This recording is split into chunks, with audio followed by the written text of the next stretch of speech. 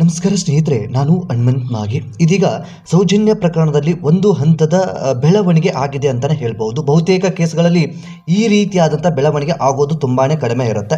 ಯಾಕೆ ಅಂತಂದರೆ 2012ರಲ್ಲಿ ನಡೆದಿರುವಂತಹ ಘಟನೆ ಇದು.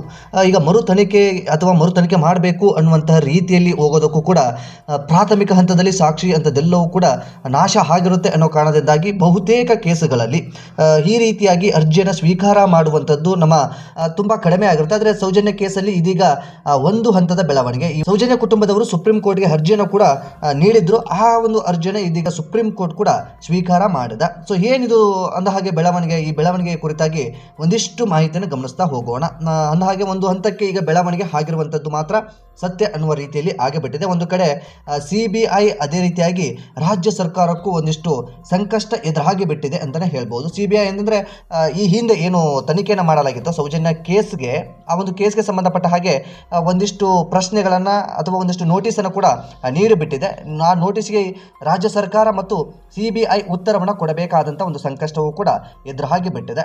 ಬಹುತೇಕ ಈ ಸೌಜನ್ಯ ಪ್ರಕರಣವನ್ನು ಸುಪ್ರೀಂ ಕೋರ್ಟ್ ಕುಲಂಕುಷವಾಗಿ ಅರ್ಥ ಮಾಡಿಕೊಂಡಿದೆ ಅಂತ ಕಾಣಿಸುತ್ತೆ. ಈ ಪ್ರಕರಣದ ಭೀಕರತೆ ಹೇಗಿದೆ ಎನ್ನುವುದನ್ನು ಕೂಡ ಸ್ಪಷ್ಟವಾಗಿ ತಿಳಿದುಕೊಂಡಿದೆ ಅಂತ ಕಾಣಿಸುತ್ತೆ. ಹಾಗಾಗಿ ಈಗ ಒಂದು ಅರ್ಜಿಯನ್ನು ಏನು ಹಾಕಲಾಗಿತ್ತೋ ಆ ಅರ್ಜಿಗೆ ಸಂಬಂಧಪಟ್ಟ ಹಾಗೆ ಅರ್ಜಿಯನ್ನು ಕೂಡ ಸ್ವೀಕಾರ ಮಾಡಿದೆ. ಸೊ ಏನಾಗಿದೆ ಈ ಬೆಳವಣಿಗೆ ಕುರಿತಾಗಿ ಒಂದಿಷ್ಟು ಮಾಹಿತಿನ ಗಮನಿಸ್ತಾ ಹೋಗೋಣ. ಸಾಧ್ಯವಾದರೆ ವಿಡಿಯೋನ ಕೊನೆವರೆಗೂ ನೋಡಿ.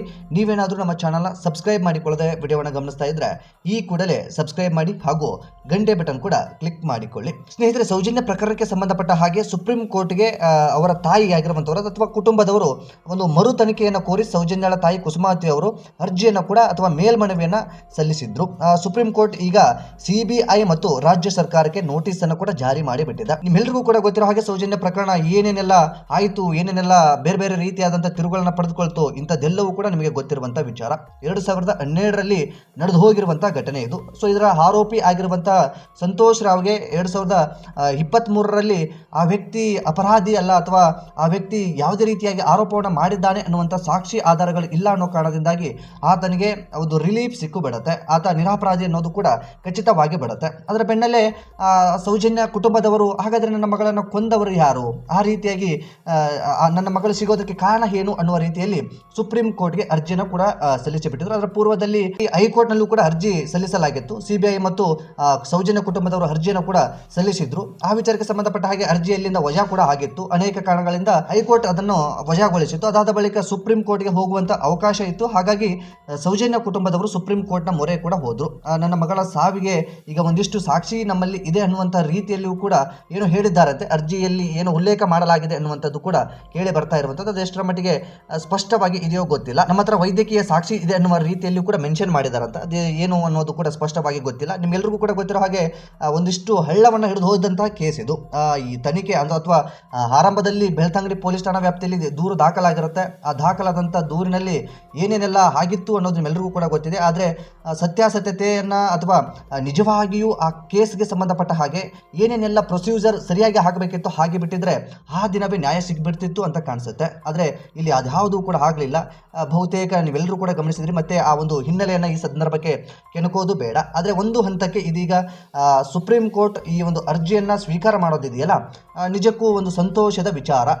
ಸೌಜನ್ಯ ಸಾವಾಗಿ ಈಗಾಗಲೇ ಸಾಕಷ್ಟು ವರ್ಷವೇ ಕಳೆದೋಯ್ತು ಬಿಡಿ. 13 ವರ್ಷ 14 ವರ್ಷ ಕಳೀತಾ ಬಂದರೂ ಕೂಡ ಸೌಜನ್ಯ ಪ್ರಕರಣಕ್ಕೆ ಅಸಲಿ ಸತ್ಯಾಸತ್ಯತೆ ಏನು, ಆ ಸಾವಿಗೆ ಕಾರಣ ಏನು ಅನ್ನೋದು ಕೂಡ ಸ್ಪಷ್ಟವಾಗಿ ಗೊತ್ತಾಗಿರಲಿಲ್ಲ. ಹಾಗಾಗಿ ಇಂತಹದ್ದೊಂದು ಬೆಳವಣಿಗೆ ಆಗಿಬಿಟ್ಟಿದೆ. ಈ ಒಂದು ಪ್ರಕರಣದ ಭೀಕರತೆಯನ್ನು ಸುಪ್ರೀಂ ಕೋರ್ಟ್ ಕೂಡ ಗಮನಿಸಿದೆ.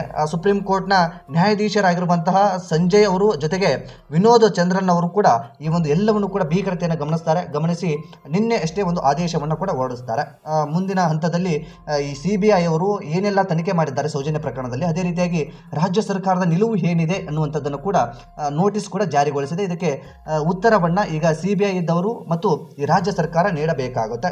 ಈ ಒಂದು ತೀರ್ಮಾನವನ್ನು ಅಥವಾ ಈ ಒಂದು ವಿಚಾರಕ್ಕೆ ಸಂಬಂಧಪಟ್ಟ ಹಾಗೆ ಏನೇನೆಲ್ಲ ಅವರು ಉತ್ತರವನ್ನು ಲಿಖಿತ ರೂಪದಲ್ಲಿ ಕೊಡಬೇಕಾಗುತ್ತೆ. ಲಿಖಿತ ರೂಪದಲ್ಲಿ ಕೊಟ್ಟಂತಹ ಸಂದರ್ಭದಲ್ಲಿ ಅದಕ್ಕೆ ಎಲ್ಲವನ್ನು ಕೂಡ ಪರಿಶೀಲನೆ ಮಾಡಿದಂಥ ಸಂದರ್ಭದಲ್ಲಿ ಮುಂದಿನ ಹಂತಕ್ಕೆ ಇದರ ಭೀಕರತೆಯನ್ನು ಮುಂದಿನ ಹಂತದಲ್ಲೂ ಕೂಡ ಕೋರ್ಟ್ ಅಥವಾ ಸುಪ್ರೀಂ ಕೋರ್ಟ್ ಅರ್ಥ ಮಾಡಿಕೊಂಡಂತಹ ಸಂದರ್ಭದಲ್ಲಿ ಮರು ತನಿಖೆಯ ಆದೇಶವನ್ನು ಹೊರಡಿಸುವಂತಹ ಸಾಧ್ಯತೆ ಇರುತ್ತೆ. ಮರು ತನಿಖೆ ಹೊರಡಿಸಿಬಿಟ್ರೆ ಬಹುತೇಕ ಏನೇನು ಬೇಕಾದರೂ ಆಗಬಹುದು, ಯಾರನ್ನು ಬೇಕಾದರೂ ಹೇಗೆ ಬೇಕಾದರೂ ಲಾಕ್ ಮಾಡುವಂಥ ಸಾಧ್ಯತೆ ಇರುತ್ತೆ. ಬಹುತೇಕ ಜನರ ಮೇಲೆ ಆರೋಪವು ಕೂಡ ಕೇಳಿ ಬರ್ತಾ ಇತ್ತು. ಈ ಹಿಂದೆ ಒಂದು 3 ಜನರ ಮೇಲೆ ಆರೋಪವು ಕೂಡ ಕೇಳಿ ಬರ್ತಾ ಇತ್ತು. ಆ ಆರೋಪಕ್ಕೆ ಅದು ಹೇಗೆ CBIನವರು ಅಥವಾ ಸಂಬಂಧಪಟ್ಟ ಅಧಿಕಾರಿಗಳು ಅದು ಹೇಗೆ ತನಿಖೆ ಮಾಡಿದ್ರೋ ಗೊತ್ತಿಲ್ಲ.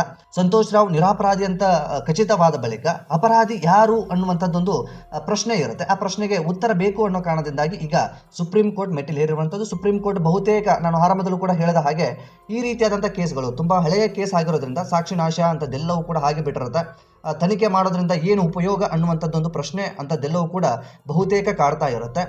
ಈ ರೀತಿಯಾಗಿ ಅರ್ಜಿಗಳನ್ನು ಸಲ್ಲಿಸಿದಂಥ ಸಂದರ್ಭದಲ್ಲಿ ಅದನ್ನು ಸ್ವೀಕಾರ ಮಾಡೋದು ಕೂಡ ತುಂಬ ಕಡಿಮೆ ಇರುತ್ತೆ. ಆದರೆ ಸೌಜನ್ಯ ಪ್ರಕರಣದ ಭೀಕರತೆ ಅರ್ಥ ಆದಂಥ ಕಾರಣದಿಂದಾಗಿ ಈ ಒಂದು ಅರ್ಜಿಯನ್ನು ಕೂಡ ಈಗ ಮತ್ತೆ ಸ್ವೀಕಾರ ಮಾಡಿಬಿಟ್ಟಿದೆ. ಮುಂದಿನ ಹಂತದಲ್ಲಿ ಏನೆಲ್ಲ ಬದಲಾವಣೆಗಳಾಗಬಹುದು, ವೈದ್ಯಕೀಯ ವಿಚಾರಕ್ಕೆ ಸಂಬಂಧಪಟ್ಟ ಹಾಗೆ ಏನೇನೆಲ್ಲ ಬೆಳವಣಿಗೆಗಳಾಗಬಹುದು, ಅಥವಾ ಆ ವೈದ್ಯಕೀಯ ಸಾಕ್ಷಿ ಅಥವಾ ಈಗ ಏನು ಉಲ್ಲೇಖ ಮಾಡಲಾಗಿದೆಯೋ ಅರ್ಜಿಯಲ್ಲಿ ವೈದ್ಯಕೀಯ ಸಾಕ್ಷಿ ಇದೆ ಅನ್ನುವಂಥ ರೀತಿಯಲ್ಲಿ ಸೌಜನ್ಯ ಕುಟುಂಬದವರು ಉಲ್ಲೇಖ ಮಾಡಿದ್ದಾರಂತೆ. ಅದರಲ್ಲಿ ಏನೇನಿದೆ, ಆ ಸಾಕ್ಷಿ ಏನಿದೆ ಅದನ್ನೆಲ್ಲವನ್ನು ಕೂಡ ಗಮನಿಸುತ್ತಾ ಮತ್ತೆ ಮಾರ್ಚ್ 28ಕ್ಕೆ ವಿಚಾರಣೆ ಮುಂದೂ ಹೂಡಲಾಗಿರೋದ್ರಿಂದ 28ರಲ್ಲಿ ಅದೇನಾಗುತ್ತೋ ಗೊತ್ತಿಲ್ಲ. ಆ ಸಂದರ್ಭಕ್ಕೆ ಸಾಕ್ಷಿ ಆಧಾರಗಳನ್ನು ಗಮನಿಸುತ್ತೆ ಅಂತ ಕಾಣಿಸುತ್ತೆ. ಅದಾದ ಬಳಿಕ ಮುಂದಿನ ಹಂತಕ್ಕೆ ಮರು ತನಿಖೆಗೆ ಹೋಗಬೇಕೋ ಅಥವಾ ಬೇಡವೋ, ಈ ಕೇಸ್ನ ಇಲ್ಲಿಗೆ ಕ್ಲೋಸ್ ಮಾಡಿ ಬಿಡಬೇಕು ಅನ್ನುವಂತಹ ನಿರ್ಧಾರ ಆ ಸಂದರ್ಭದಲ್ಲಿ ಆಗುವಂತಹ ಸಾಧ್ಯತೆ ಹೆಚ್ಚಾಗಿ ಇದೆ. ಒಟ್ಟಾರೆಯಾಗಿ ಸೌಜನ್ಯ ಪ್ರಕರಣಕ್ಕೆ ಸಂಬಂಧಪಟ್ಟ ಹಾಗೆ ಈ ರೀತಿಯಾದಂಥ ಒಂದು ಮಹತ್ವದ ಬೆಳವಣಿಗೆ ಆಗಿದೆ ಅಂತಾನೆ ಹೇಳಬಹುದು. ಈ ಕುರಿತಾಗಿ ಸಾಕಷ್ಟು ಜನರು ಸೌಜನ್ಯ ಪರ ಹೋರಾಟಗಾರರಾಗಿರ್ಬೋದು ಅಥವಾ ಒಂದು ಹೆಣ್ಣಿಗೆ ನ್ಯಾಯ ಕೇಳುವಂಥವ್ರು ಎಲ್ಲರೂ ಕೂಡ ಒಂದು ಸಂತೋಷ ಪಡ್ತಾ ಇದ್ದಾರೆ ಅಂತ ಹೇಳಿದ್ರು ಕೂಡ ತಪ್ಪಾಗ್ಲಿಕ್ಕಿಲ್ಲ. ಬಹುತೇಕ ದಿನಗಳಿಂದ ಕೂಡ ಬಹುತೇಕ ಅಪ್ಡೇಟ್ಗಳು ಆಗ್ತಾ ಇತ್ತು ಈ SIT ವಿಚಾರಕ್ಕೆ ಸಂಬಂಧಪಟ್ಟ ಹಾಗೆ. ಬಹುತೇಕ ಒಂದು ನಿಮ್ಮೆಲ್ಲರಿಗೂ ಕೂಡ ಗೊತ್ತಿರೋ ಹಾಗೆ ಅಸಹಜ ಸಾವು ಅನ್ನುವಂಥದ್ದು, ಅದಕ್ಕೆ ಒಂದಿಷ್ಟು UDR ಆಗಿಲ್ಲವ ಅನ್ನುವಂಥದ್ದು ಅಥವಾ ಬೇರೆ ಬೇರೆ ರೀತಿಯಾದಂಥ ಅನುಮಾನ ಅಂಥದ್ದೆಲ್ಲವೂ ಕೂಡ ಧರ್ಮಸ್ಥಳದ ಆಸುಪಾಸಿನಲ್ಲಿ ಬಹುತೇಕ ಸಾವುಗಳು ಆಗಿದೆ ಅನ್ನುವಂಥ ಆರೋಪ ಅಂಥದ್ದೆಲ್ಲವೂ ಕೂಡ ಕೇಳಿ ಬರ್ತಾ ಇತ್ತು. ಇದರ ಬೆನ್ನಲ್ಲೇ SIT ರಚನೆಯೂ ಕೂಡ ಆಗಿತ್ತು. SIT ರಚನೆ ಆದ ಬಳಿಕ ತನಿಖೆ ಅಂಥದ್ದೆಲ್ಲವೂ ಕೂಡ ನಡೀತಾ ಇತ್ತು. ಇದರ ಬೆನ್ನಲ್ಲೇ ಬಹುತೇಕ ಅಪ್ಡೇಟ್ಗಳು ಆಗ್ತಾ ಇದ್ವು. ಆದರೆ ಅಷ್ಟು ಸೂಕ್ಷ್ಮಗಳು ಏನೂ ಕೂಡ ಆಗಿರಲಿಲ್ಲ. ಹಾಗಾಗಿ ಮುಂದಿನ ಹಂತದಲ್ಲಿ ಏನೇನು ಬೆಳವಣಿಗೆ ಆಗಬಹುದು ಅನ್ನೋದನ್ನು ಸ್ಪಷ್ಟವಾಗಿ ಗಮನಿಸ್ತಾ ಹೋದಂಥ ಸಂದರ್ಭದಲ್ಲಿ ಇದೀಗ ಸೌಜನ್ಯ ಪ್ರಕರಣಕ್ಕೆ ಸಂಬಂಧಪಟ್ಟ ಹಾಗೆ ಅರ್ಜಿಯನ್ನು ಇದೀಗ ಸುಪ್ರೀಂ ಕೋರ್ಟ್ ಸ್ವೀಕಾರ ಮಾಡಿಬಿಟ್ಟಿದೆ. ಸೊ ಈ ಹಂತದ ಬೆಳವಣಿಗೆ ಈ ಸಂದರ್ಭದಲ್ಲಿ ಆಗಿರುವಂಥದ್ದು. ಹಿನ್ನೆಲೆ ಅಂಥದ್ದೆಲ್ಲವೂ ಕೂಡ ಈ ಸಂದರ್ಭಕ್ಕೆ ಕೆಣಕೋದು ಬೇಡ. ಮುಂದಿನ ಹಂತದಲ್ಲಿ ಆ ಸಂದರ್ಭ ಬಂದರೆ ಆ ಸಂದರ್ಭಕ್ಕೆ ಅದರ ಬಗ್ಗೆಯೂ ಕೂಡ ಮತ್ತೆ ನಿಮಗೆ ಆ ಸನ್ನಿವೇಶವನ್ನು ಕೂಡ ವಿವರಣೆ ನೀಡುವಂತಹ ಕೆಲಸವನ್ನು ಮುಂದಿನ ಹಂತದಲ್ಲಿ ಗಮನಿಸ್ತಾ ಹೋಗೋಣ. ಸ್ನೇಹಿತರೆ, ಸಾಧ್ಯವಾದರೆ ಈ ವಿಡಿಯೋನ ನಿಮ್ಮ ಫ್ರೆಂಡ್ಸ್ಗೂ ಕೂಡ ಶೇರ್ ಮಾಡಿ. ಈ ಒಂದು ವಿಚಾರದ ಕುರಿತಾಗಿ ಅಥವಾ ಈ ಒಂದು ಸುಪ್ರೀಂ ಕೋರ್ಟ್ನ ನಿರ್ಧಾರದ ಕುರಿತಾಗಿ ನಿಮ್ಮ ಅನಿಸಿಕೆ ಏನು ಎಂಬುದನ್ನು ಕಾಮೆಂಟ್ ಬಾಕ್ಸಲ್ಲಿ ಮೆನ್ಷನ್ ಮಾಡಿ. ಆದಷ್ಟು ಈ ವಿಡಿಯೋನ ನಿಮ್ಮ ಫ್ರೆಂಡ್ಸ್ ಹಾಗೂ ಫ್ಯಾಮಿಲಿಗೂ ಕೂಡ ಶೇರ್ ಮಾಡಿ. ಮತ್ತೆ ಮುಂದಿನ ವಿಡಿಯೋದಲ್ಲಿ ಸಿಗೋಣ. ನಮಸ್ಕಾರ.